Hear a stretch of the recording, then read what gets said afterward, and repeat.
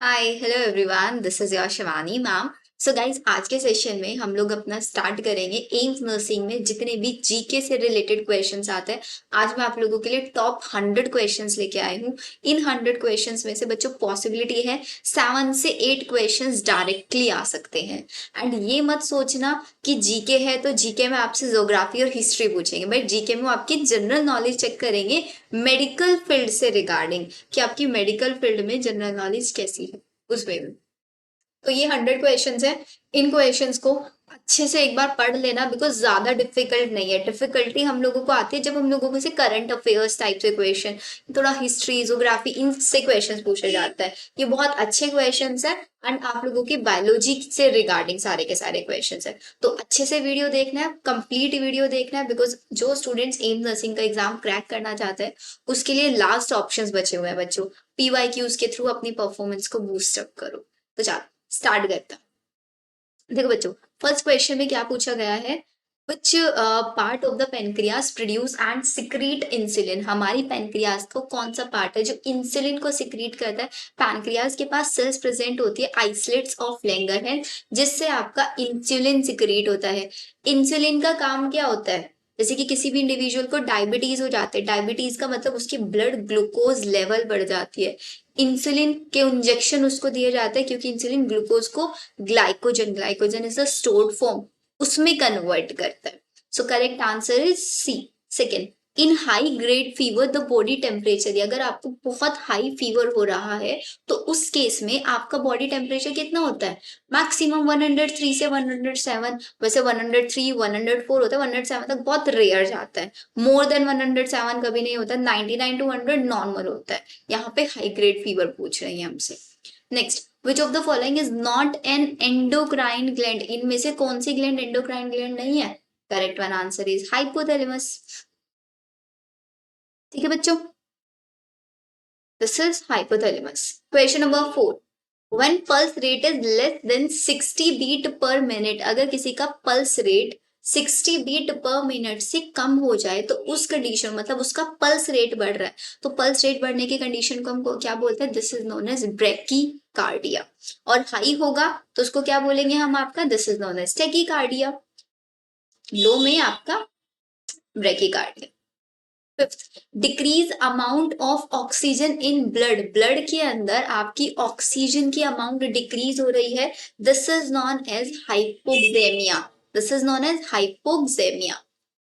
Correct answer is C, which of the following comprised of 7 bones. इनमें से कौन सी हमारा 7 बोन से मिलके बनी होती है। These are the vertebral columns, vertebral column जो होती है उसकी बोन से ये 7 5 12 1 1, ये हमारी ट्रिक होती थी LTSCC, 7 5 12 1 1। Lumbar thoracic sacral coccyx coccygeal, तो हमारे पास 7 कौन सी है, लंबर वर्टिब्रा है। So the correct answer is lumbar vertebra. 7, how many lobes liver है। हमारे लीवर्स के पास कितने लोब होते हैं। अब ये एक ऐसा क्वेश्चन है जिसमें बहुत सारे बच्चे गलती करते हैं।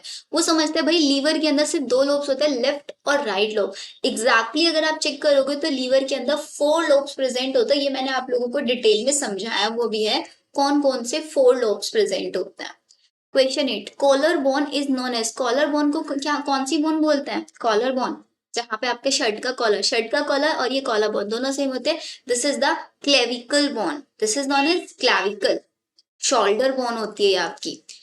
विच type of blood cells are associated with blood clotting. अगर आपकी बॉडी के अंदर ब्लड क्लोटिंग हो तो ब्लड क्लोटिंग कौन सी सेल्स कराती है, आपकी प्लेटलेट्स कराती है,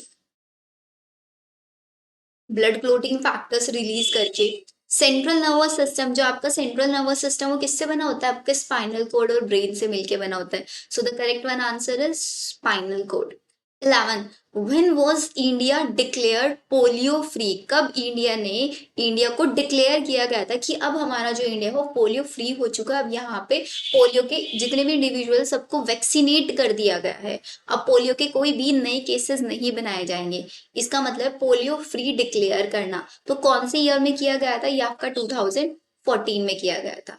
question number 12, what is the sex ratio in Madhya Pradesh, Madhya Pradesh में मेल और फीमेल का रेशियो कितना है ये आप लोगों को बताना है। So the ratio is 9:31।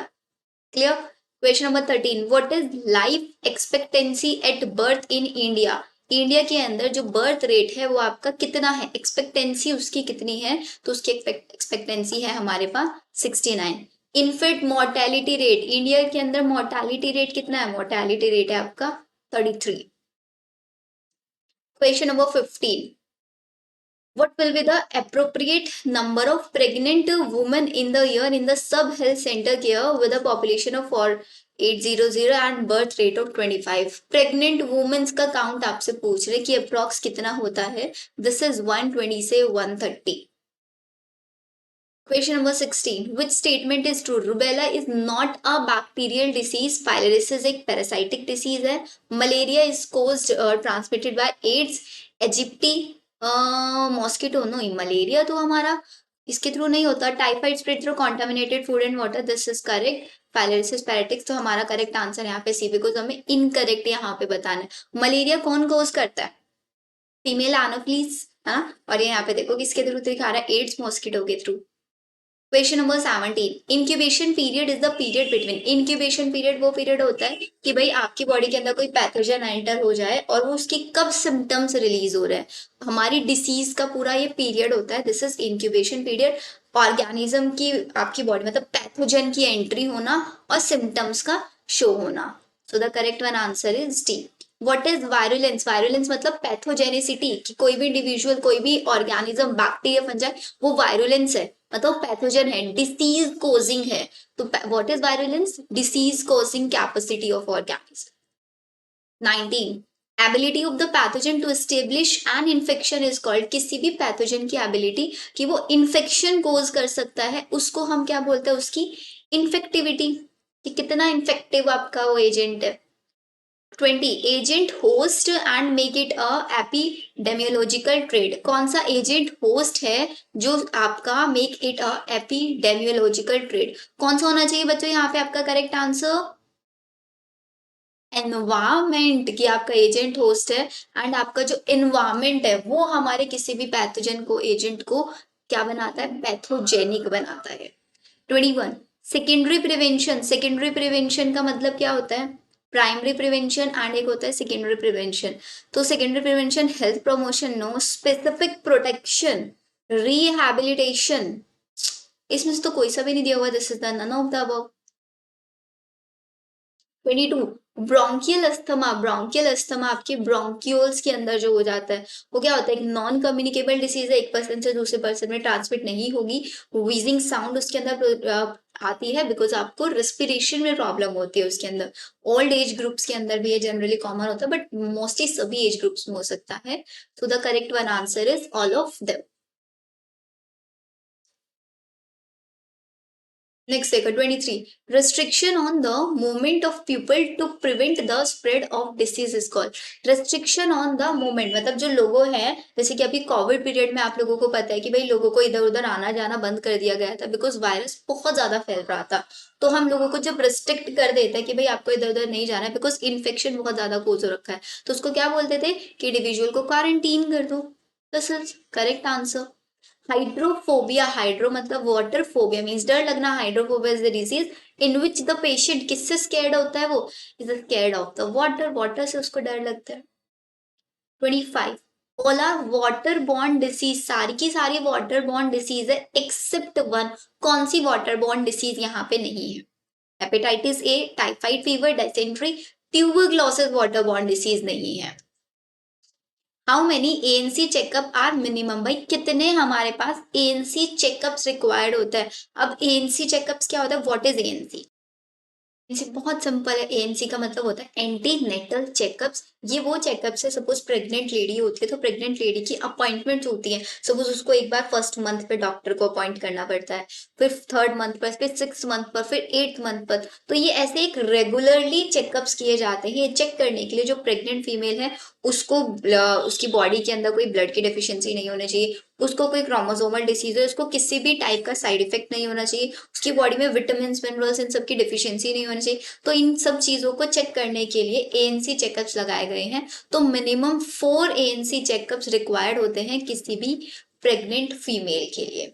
27 all are signs of high risk pregnancy, सभी के सभी साइन है हाई रिस्क प्रेगनेंसी के, एक्सेप्ट कौन सा ऐसा केस है जिसके अंदर नहीं है, क्लैम्शिया, प्रीवियस स्टिल बर्थ या फिर प्रीवियस सी सेक्शन। मतलब हाई रिस्क की प्रेगनेंसी जो है वो बहुत ज्यादा रिस्क में है। क्लैम्शिया के अंदर भी प्रेगनेंसी अटेन होने के बहुत ज्यादा रिस्क रहते हैं, प्रीवियस स्टिल बर्थ से भी, या फिर कोई प्रीवियस सी सेक्शन होता है। तो तीनों से रहता है एक्सेप्ट, मतलब नन ऑफ दीज हमारा आंसर होगा। 28 what is not true about severe anaemia in pregnancy, अगर प्रेगनेंसी के अंदर सीवियर एनीमिया, एनीमिया मतलब उसके अंदर ब्लड की डिफिशियंसी हो जाए, तो कौन सा ट्रू नहीं है, एएनसी चेकअप बाय एमओ, या फिर iron sucrose injection, advise rest, या फिर आईएफए टैब डेली, 1 आईएफए की टैब उसको डेली दिया। तो इसमें से कौन सा ट्रू नहीं है बच्चों, जो आईएफए की टैबलेट है ये नहीं इसको किसी भी ऐसी फीमेल को हम देंगे जिसको सीवियर एनीमिया। अब ये आईएफए मतलब क्या होता है, एनीवन नोज बेटा? तो आईएफए मतलब ये फॉलिक एसिड की टेबलेट होती है, इसका काम यही होता है कि एनीमिया की कंडीशन में दी जाती है, बट प्रेगनेंसी के केसेस में टेबलेट नहीं दी जाती। इससे हाई अमाउंट ऑफ आयरन और फोलिक एसिड बॉडी को प्रोवाइड किया जाता है। नॉर्मल इंडिविजुअल को दे सकता है, बट किसी भी प्रेग्नेंट लेडी को आईएफए की टेबलेट नहीं प्रिस्क्राइब की जाती है। Next question, next question is eclampsia. Eclampsia का मतलब क्या होता है, अभी हमने देखा क्लेम्सिया क्या कराता है, हाई रिस्क प्रेगनेंसी कराता है। So what is eclampsia? Eclampsia is the pre eclampsia और कॉन्वल्सन। अब इसका मतलब क्या होता है, इक्लेम्सिया या फिर कॉन्वल्सन? देखो कुछ नहीं होता बेटा, इक्लेम्शिया, इक्लेम्शिया एक ऐसी डिसीज होती है जिसके अंदर प्री इक्लेम्शिया या फिर कॉन्वल्सन आता है। प्री इक्लेम्शिया का मतलब ये होता है कि इसके अंदर किसी भी फीमेल का इतना हाई ब्लड प्रेशर हो जाएगा कि उसकी ब्रेन एक्टिविटीज हैम्पर होना शुरू हो जाती है वहां पे, और उसकी ब्रेन एक्टिविटीज इस कंडीशन तक हैम्पर होती हैं कि उसके अंदर कॉन्वर्जेंस, कॉन्वर्जेंस का मतलब होता है आपकी बॉडी रैंडमली मूव करने लग जाती है। बॉडी के ऐसे मूवमेंट्स हो सकते हैं जिसको आप कंट्रोल नहीं कर सकते हो, बॉडी शिवर करने लग जाएगी, सीजर्स आपकी बॉडी के अंदर आने लग जाएंगे। इस कंडीशन को हम बोलते हैं eclampsia. So the correct one answer is first. Next question, what is true about gestational diabetes? अब गेस्टेशनल से हमारे बच्चे सोच रहे हैं कि ये हमारा है gestation period, exactly gestation period है। तो अगर किसी फीमेल को उसकी प्रेगनेंसी के टाइम पे, गेस्टेशन पीरियड के टाइम पे डायबिटीज है, तो इसका मतलब क्या होगा, उसका हाई ब्लड शुगर होगा नॉर्मली प्रेगनेंसी के टाइम पे। This is simple. 31 menarche usually occurs at the age of menarche और menopause, these are the two states। menarche जब menstrual cycle का स्टार्ट होता है, menopause जब वो पोज हो जाती है, स्टॉप हो जाती है 40 से 45 की एज में। तो menarche कब होता है, 11 से 13 की एज में होता है। 32 first day of lady's menstrual period was 12th July 2019। What is the estimated date of delivery? क्या पूछ रहे हैं, first day of a lady's menstrual period was July 12 2019, उसका फर्स्ट मेंस्ट्रुअल पीरियड था। What is the estimated day of delivery? Menstrual period का पूछ रहे हैं आपका, तो उसका होगा जुलाई 12, जुलाई। तो मतलब 9 मंथ यहाँ पे ऐड कर दो, जुलाई अगस्त सितंबर अक्टूबर नवंबर दिसंबर जनवरी मार्च अप्रैल 9। हाँ एग्जैक्टली, तो उसका आंसर आ जाएगा आपका अप्रैल में, क्योंकि मेंस्ट्रुअल साइकिल हुआ उसका जुलाई 12 2019 में। तो वहां पे 5 डेज का मेंस्ट्रुअल साइकिल चला होगा, तो 12 प्लस 5 कितने हो गए हमारे पास, अराउंड 17 हो गए 17। फिर उसके अंदर जो वो मंथ में जिसका पीरियड्स हुआ था, तो उसके नेक्स्ट मंथ में उसने प्रेगनेंसी अटेन किया होगा, तो टोटल 9 मंथ्स अब आप ऐड कर देना, 9 मंथ्स ऐड करके आपका अप्रैल तक आ जाएगा यहाँ पे। Clear? 33 maternal death means death of a pregnant woman. Exactly, option देखते हैं, ऑप्शंस में क्या पूछ रहे हैं, from conception till 28th day of delivery, या फिर फ्रॉम कंसेप्शन मेटरनल डेथ हम कब कंसीडर करते हैं? जब उसकी conception till 28 days of delivery हो, या फिर 30 डेज, या फिर आपका 42, या फिर ओनली ड्यूरिंग डिलीवरी के टाइम पे जब डेथ होती है, किसको हम कंसीडर करते हैं? तो भाई यहाँ पे 42 डेज ऑफ डिलीवरी का बोला जाता है कि विद इन 42 डेज में अगर किसी प्रेग्नेंट लेडी की डेथ हो गई है तो उसका मतलब मेटरनल डेथ हुई है उसकी। 34, the period of about 6 weeks after child birth के 6 वीक्स तक के बाद का जो पीरियड होता है उसको हम क्या बोलते हैं? Convalescence, recovery and recuperation. उसको हम फीडिंग स्टेज बोलते हैं। This is known as feeding stage, जिसके अंदर लैक्टेशनल एमनियोरिया पाया जाता है।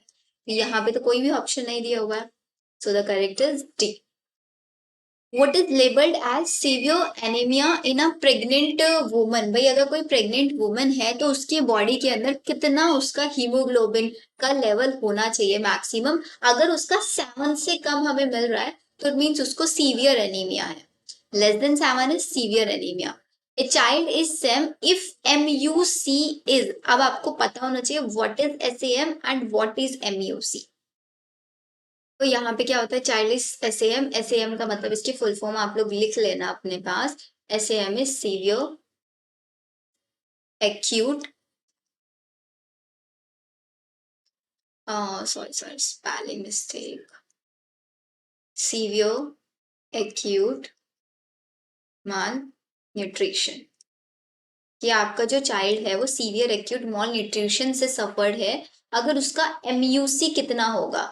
MUC क्या होता है? What is MUC? MUC is the mid upper circumference. मतलब ये एक काउंट होता है आपका चेक करने के लिए कि हमारा जो कोई भी चाइल्ड है वो माल न्यूट्रिशन से सफर कर रहा है या नहीं कर रहा है। तो अगर MUC आपका कितना होगा? अगर हमारे पास यहाँ पे MUC होगा आपका 11.5 से कम, तो it means individual is suffering from mall nutrition.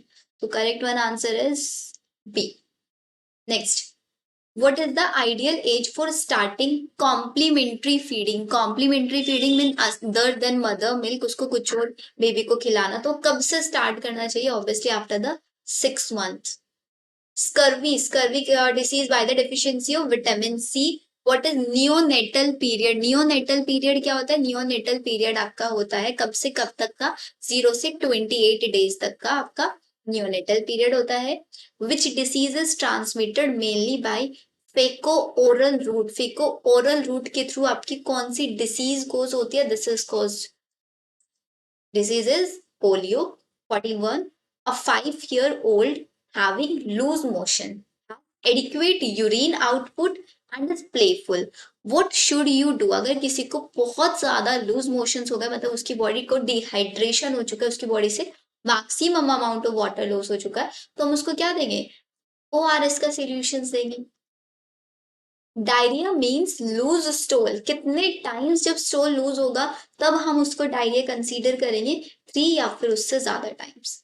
Who can provide kangaroo mother care? कौन इसमें से कैंगारू मदर केयर के टाइप से प्रोवाइड करा सकता है? मदर, फादर या ग्रैंड मदर? तो ये the correct one is all of these. Kangaroo mother care का मतलब होता है कि बेबी को अपने पाउच के अंदर पूरी केयर प्रोवाइड कराते थे जब तक वो पूरी तरीके से डेवलप नहीं हो जाता है। All are true for dysentery except one. कौन सा? बच्चों पढ़ के एक बार देखो क्वेश्चन को। क्या? Presence of blood in stool, exactly. Frequently motions बढ़ जाएंगे, टेनिसमस हो जाएगा, या फिर presence of worms in stool? Stool के अंदर वर्म्स नहीं होते हैं डिसेंट्री के अंदर। सो correct answer is D. 44 question done. आगे चलो। 45, what is not true about severe pneumonia in a child aged 11 में? इसमें से कौन सा ट्रू रहेगा? किसी चाइल्ड को सीवियर निमोनिया हो जाए 11 मंथ के चाइल्ड को, उसका रेस्पिरेटरी रेट जो है 50 पर मिनट से ज्यादा हो जाए, एक्सरे सिर्फ कंफर्म कर सकता है चाइल्ड इज ड्रॉसी, या फिर रिफ्यूजल टू ड्रिंक और फीड, उसको ड्रिंक या फीडिंग नहीं कराना चाहिए। कौन सा होना चाहिए बच्चों यहाँ पे? Not two, only x-ray. X-ray से आपका निमोनिया कंफर्म नहीं हो सकता है। Next, PCV vaccine is given to protect against. PCV vaccine किसके लिए दी जाती है बच्चों? मतलब जल्दी से। PCV vaccine is given for pneumonia, exactly. Measles should not be used if has been more than hours after reconstitution. Measles को हम यूज नहीं कर सकते अगर उसको इतने टाइम तक के लिए यूज किया जाता है, तो मीन्स आपका कितना होता है ये मिसल्स को 4 आवर्स तक के लिए should not be use, it has been more than 4 hours. Clear. 48 dose of vitamin A, vitamin A का dose given along with measles vaccine is for a child of 16 कितना डोज उसको vitamin A का दिया जाता है? Vitamin A का dose बताओ जल्दी से बच्चों, कितना दिया जाता है? या exactly, correct answer is 2 lakh 1 आयु का उसको डोज दिया जाता है मिसलिस वैक्सीन के साथ साथ। 49 विच vaccine prevent congenital rubella syndrome, rubella syndrome rubella virus के थ्रू होता है, तो इसके अंदर हम कौन सी वैक्सीन प्रोवाइड कराते हैं? इसके अंदर हम उसको MR वैक्सीन प्रोवाइड कराते हैं। Which of the following are given intramuscular, इसमें से कौन सा इंट्रा मतलब डायरेक्टली मसल्स के अंदर जो इंजेक्ट किया जाता है वो कौन सा होता है आपका? दिस वन इज MR, जो कि रुबेला सिंड्रोम के अंदर यूज किया जाता है।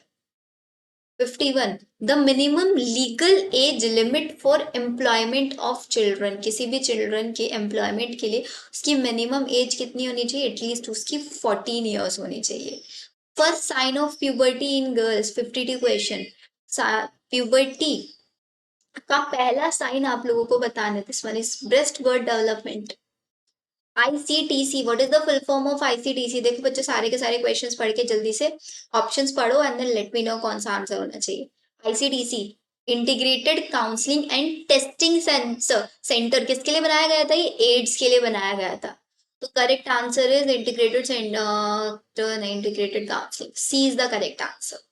54 the counselling tips for adolescence include all the following, किसी भी एडोलेसेंस मतलब एडल्ट की काउंसलिंग के लिए जो टिप्स की जाती है उसको मेंस्ट्रुअल हाइजीन मेंटेन करना सिखाया जाता है, अनप्रोडक्टिव सेक्सुअल बिहेवियर, या फिर कीप क्लासमेट्स इन्फॉर्म्ड, या फिर हैव अ पॉजिटिव आउटलुक। कौन सा नहीं किया जाता वही पूछ रहा है।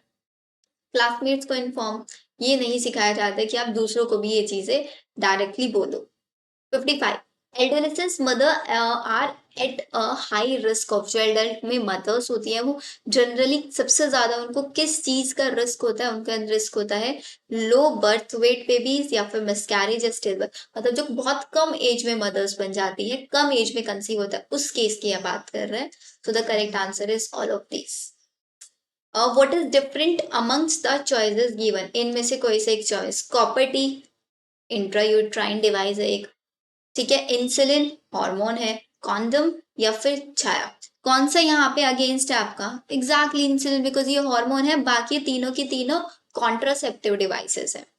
57 what is true about male sterilisation, मतलब मेल स्टेराइल है, मतलब he is not capable of forming gametes, तो इसका मतलब इसका करेक्ट आंसर क्या होना चाहिए? Not a permanent method, male sterilisation permanent method नहीं है, परमानेंट मेथड है। फेलियर रेट जो होता है वो बहुत हाई होता है, cannot be done after the age of 60, male sterilization at the age of cannot be done after the age of 60, known as vasectomy, तो हमारा सी होगा 60 की एज के बाद ये नहीं किया जाता है। एक second what is true about male sterilization बेटा? नॉन एज वेसेक्टोमी, वेसेक्टोमी में स्टेरिलाइजेशन थोड़ी ना होता है, वेसेक्टोमी में तो सिर्फ वास डिफरेंस को कट कर दिया जाता है, मेल के अंदर गैमेट्स का फॉर्मेशन होता है, सिर्फ सीमन में गैमेट्स नहीं इन्वॉल्व हो पाते। 58 व्हाट इज एंट्रा, एंट्रा का मतलब क्या होता है बच्चों? एंट्रा एक कॉन्ट्रासेप्टिव डिवाइस होती है, ये भी एक इंजेक्टेबल फॉर्म में प्रेजेंट होती है, so this is a injectable contraceptive, this is correct. Progestin pill नहीं है, कॉम्बिनेशन कॉन्ट्रासेप्टिव नहीं, ए करेक्ट आंसर होगा। 59 women of reproductive age refers to all women age, जो रिप्रोडक्टिव एज की वुमेन्स होती है रेफर टू ऑल, तो reproductive age क्या मानी जाती है किसी भी वुमेन की? 15 से 49, बिकॉज 15 में मेंस्ट्रुअल साइकिल स्टार्ट हो जाता है एंड 49 तक मेंस्ट्रुअल साइकिल का सेजेशन हो जाता है। 60 which is what is not true about male contraception? Vasectomy is effective permanent method, condoms prevent STD, exactly, abscission is not the method of contraception, या फिर none of these, कौन सा correct answer होना चाहिए? abscission is not, because abscission भी आपका एक method होता है contraception का। 61 syphilis is a complex systemic sexually transmitted infection caused by syphilis एक complex systemic sexually transmitted disease है, एसटीडी है। तो साइम्फ्लीज को कौन कोज करता है, इसका पॉजिटिव एजेंट कौन है आपका, ए spirochaete. 62 what is the total duration of treatment of multi drug resistant tuberculosis? Duration क्या होता है treatment multi drug resistant tuberculosis का, तो भाई इसका जो ड्यूरेशन होता है वो एटलीस्ट 24 से 27 मंथ्स का रहता है। 63 combination of drugs is used in the treatment of tuberculosis in order to, बहुत सारी ट्यूबरक्लोसिस में ड्रग्स का कॉम्बिनेशन प्रोवाइड कराया जाता है। तो क्यों प्रोवाइड कराया जाता है, ताकि किसी भी पैथोजन के हम रेजिस्टेंट को रिड्यूस कर पाए, वहां पे कि वो रेजिस्ट ना कर दे किसी भी डिसीज को, किसी भी ड्रग को। तो check sensitivity, correct is 1, reduce resistance of the pathogen to treatment. Next question पे आओ।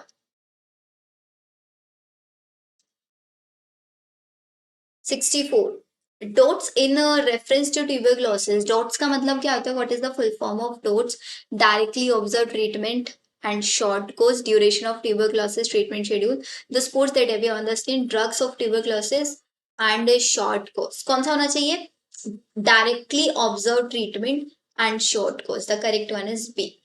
65 dengue is caused by the bite of, dengue किसके थ्रू कोज होता है, डेंगी, जो पहले उन्होंने अभी एक क्वेश्चन मॉस्किटो के लिए लिखा हुआ था, मलेरिया के लिए लिखा हुआ था, Aedes aegypti mosquito. All among the following are complications of hookworm infestation, सबके सब हुकवॉर्म के इन्फेस्टेशन से होने वाले कॉम्प्लिकेशन है, एक्सेप्ट वन, कौन से वाला, आपका आयरन डेफिशिएंसी हो सकता है, न्यूट्रिशनल डेफिशिएंसी, एस्काइटिस होता है, मैनिंगाइटिस नहीं हो सकता है। So this is the correct answer. Which among the following virus is responsible for most incidents of common cold? Common cold किसके through cause होता है, common cold is caused by rhinovirus। 68 fever followed by maculopapular rashes and any of the cough, coryza, conjunctivitis, किसके अंदर ये सारे के सारे symptoms हमें देखने के लिए मिलते हैं, सारे सिम्टम्स हमें मेसल्स के अंदर देखने के लिए मिलते हैं। 69 What is not true about rabies, rabies के बारे में से कौन सा ट्रू नहीं है, रेबीज के बारे में caused by rabies virus, animals के बाइट से होता है, nothing can be done post exposure, this is the not true.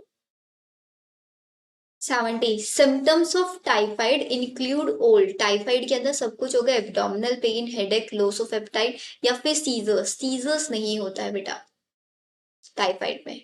What is CO, ये क्या है, सीओपीडी, सीओपीडी का मतलब क्या होता है, सीओपीडी, सी मतलब क्रॉनिक, ओ मतलब ऑब्स्ट्रक्टिव पुल्मोनरी डिसीज या फिर पेल्विक या फिर प्लूरल डिसीज, कौन सा होना चाहिए, एग्जैक्टली सीओपीडी मतलब एक पुल्मोनरी डिसीज होती है, लंग्स रिगार्डिंग डिसीज होता है। Very good, the correct answer is C. 72 वाला देखो, stroke is caused by, stroke मतलब ब्लड, ओ सॉरी हार्ट के अंदर, हार्ट स्ट्रोक का नाम सुना होगा ना सब लोगों ने, तो हार्ट स्ट्रोक के अंदर क्या होता है, आपकी ब्लड की जो वेसल्स होती है उनको ब्लड सप्लाई बंद हो जाती है, जब आपका कोरोनरी सर्कुलेशन जब रुक जाता है, तो हार्ट स्ट्रोक तब आता है, lack of blood supply to cerebral blood vessel. Full form of NPCDS, what is the full form of NCPDS, national programme for prevention and control of cancer, diabetes, cardiovascular disease and stroke, exactly यही सही है हमारा, तो correct answer is 1। एक बार वो पढ़ लो बच्चों अच्छे से, full form national programme for prevention and control of cancer, diabetes, cardiovascular disease and stroke. 74 What is the formula used to calculate BMI, body mass index calculate करने के लिए क्या करेक्ट फॉर्मूला यूज किया जाता है, पहले इंडिविजुअल का wait and उसकी हाइट लिखी जाती है divided by stroke, again heart stroke, दो टाइप के स्ट्रोक होता है, हार्ट स्ट्रोक और ब्रेन स्ट्रोक। अब देखो यहाँ पे कौन से वाला पूछा गया है, स्ट्रोक का मतलब होता है ब्रेन टिश्यू डैमेज हो जाए due to high bilirubin, bilirubin and biliverdin both are the pigments, तो अगर उसके अंदर सबसे ज्यादा इन पिगमेंट्स का एक्यूमुलेशन हो जाता है तो ब्रेन टिश्यूज डैमेज हो जाता है। 76 which of the these is not known modifiable risk factor, ऐसा कौन सा रिस्क फैक्टर है जिसको हम मॉडिफाई नहीं कर सकते, overweight obviously, beta blocker and ACE inhibitor are prescribe for the management of, beta blockers और ACE inhibitors both are the drugs, इनको कौन सी ट्रीटमेंट किस डिसीज के लिए यूज किया जाता है, इनको यूज किया जाता है बीटा ब्लॉकर्स को हाइपरटेंशन के केस में। 78 iodine deficiency disorders form a spectrum of abnormalities. Iodine deficiency जब किसी के अंदर हो जाती है तो उसको कौन सी डिसीज होती है? ग्वाइटर हो सकता है, मेंटल रिटार्डेशन, डीफ म्यूटिज्म हो सकता है, बट नेक रिजिडिटी कभी नहीं होती है ग्वाइटर के अंदर, नेक स्वेल अप हो जाती है। The daily requirement of iodine, किसी भी नॉर्मल ह्यूमन ग्रोथ के लिए उसकी डेली रिक्वायरमेंट कितना, उसको आयोडीन का इंटेक करना चाहिए? 100 से 150 माइक्रोग्राम एटलीस्ट होना चाहिए पर डे उसका। Last question, benefits of weight reduction include. भाई अगर वेट रिडक्शन है तो उसके क्या क्या बेनिफिट्स होते हैं? Lower risk of cardiovascular disease, reduction of harmful blood fats नहीं होगा, स्लीपिंग डिसऑर्डर करेक्ट हो जाएगा। Exactly all of this. तो बच्चों देखो, 30 मिनट्स में टोटल मैंने आप लोगों को 80 क्वेश्चंस करा दिए हैं। एंड बच्चों ये क्वेश्चंस, बहुत सारे क्वेश्चंस ऐसे भी जो जनरल नॉलेज से जो हमें पता है, एंड कुछ क्वेश्चंस ऐसे भी हैं जो हमारी जनरल नॉलेज बढ़ाएंगे ही बढ़ाएंगे। तो मैं सजेस्ट करूंगी बच्चों, ये पीडीएफ मैं आप लोगों को प्रोवाइड करा दूंगी टेलीग्राम चैनल पे। सबके सब 80 के 80 क्वेश्चन मैंने दिखा दिए, साथ साथ मेरे साथ साथ लर्न करते चलो क्वेश्चन। एंड 20 क्वेश्चन मैं आप लोगों के लिए होमवर्क में दे रही हूँ। 20 क्वेश्चंस आप लोग खुद से करोगे। किसी भी क्वेश्चन में डाउट आएगा कमेंट सेक्शन में लिख सकते हो, आप मुझसे टेलीग्राम पे भी पूछ सकते हो। तो बच्चों ज्यादा टाइम वेस्ट मत करो इधर उधर फालतू की चीजें पढ़ने में, बिल्कुल sorted and point two point चीजें पढ़ो। अभी टाइम पे ज्यादा से ज्यादा रिवीजन करो एंड क्वेश्चंस वो सॉल्व करो जिनके आने की प्रोबेबिलिटी है। इधर उधर से फालतू का मटेरियल मत इकट्ठा करो प्लीज, बिकॉज ये एक टाइम है बच्चों, दोबारा से नहीं आएगा। एम्स नर्सिंग का एग्जाम साल में एक ही बार होता है, पूरा ईयर वेस्ट हो जाएगा आप लोगों का अगर नीट में आप लोग कुछ नहीं करके आए हो। इसको लास्ट अपॉर्चुनिटी समझो एंड बहुत अच्छे से मेहनत करो। एटलीस्ट 10 से 12 घंटे डेली आपको पढ़ाई करनी है, क्योंकि सबसे अच्छा मोटिवेशन आप लोगों को क्या होना चाहिए? भाई एम्स मिल रहा है आप लोगों को, आप लोगों का ड्रीम कॉलेज आप लोगों को मिल जाएगा। तो एम्स नहीं तो सभी को ड्रीम कॉलेज होता है, तो भाई एम्स में जाना है तो एम्स नर्सिंग के थ्रू जाना है। एंड एम्स नर्सिंग एमबीबीएस के लेवल का कॉलेज क्वालिफिकेशन होता है बच्चों। जितनी रिस्पेक्ट एक एमबीबीएस डॉक्टर को मिलती है ना, उतनी ही एक नर्स को मिलती है। जितनी एक एम्स के एमबीबीएस डॉक्टर की सैलरी होती है ना, उससे कम ही, मतलब थोड़ी बहुत कम ही होगी बट बिल्कुल कम नहीं होती। स्टार्टिंग जो सैलरी होती है ना एम्स नर्सिंग की, 80,000 से होती है एंड ये बढ़कर 1.5 लाख तक चली जाती है। इतना तो किसी गवर्नमेंट जॉब में भी नहीं आप लोगों को मिलेगा। तो भाई पढ़ाई करो, एटलीस्ट सैलरी को ही मोटिवेशन बना लो कि। एंड सबसे बड़ी चीज है, आपको एम्स में प्रैक्टिस करने के लिए मिलेगा। आप डायरेक्ट फर्स्ट ईयर से ही आप लोगों की प्रैक्टिस स्टार्ट हो जाती है हॉस्पिटल्स के अंदर। एम्स के हॉस्पिटल्स में आप लोग वर्क करोगे एंड एम्स के अंदर ही आप लोगों की पोस्टिंग भी हो जाती है, बहुत इजीली पोस्टिंग हो जाती है। बस सिलेक्शन सिर्फ उन्हीं स्टूडेंट को होगा जो चीजें बहुत सीरियसली पढ़ेंगे, अच्छे से क्वेश्चन प्रैक्टिस करेंगे। सो बस इतना ही था आज के लिए। लेट्स सी, मिलते हैं नेक्स्ट वीडियो में। अच्छे से पढ़ाई करते रहो एंड ज्यादा ज्यादा क्वेश्चन सॉल्व करो। एनसीईआरटी को अपना प्लीज मत छोड़ना, एनसीईआरटी डायरेक्टली रिवाइज कर देना। सो मिलते हैं नेक्स्ट वीडियो में, बाय बाय।